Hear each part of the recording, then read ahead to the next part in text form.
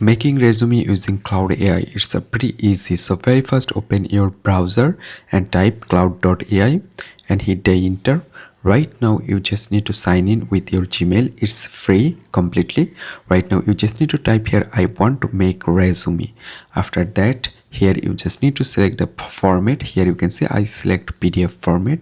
You can select others.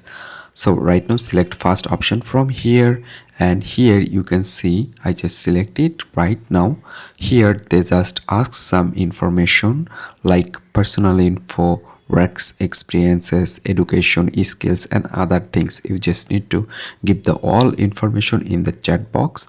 So here you can see I just give the all information and then hit the enter key. Right now I'm just waiting. Here you can see my resume is creating right now. I'm just need to wait, and after that here you can see my resume already created.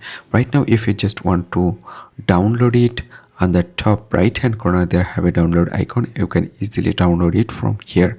That's it, and in this way you can very easily create your resume using Claude AI. Thanks for watching.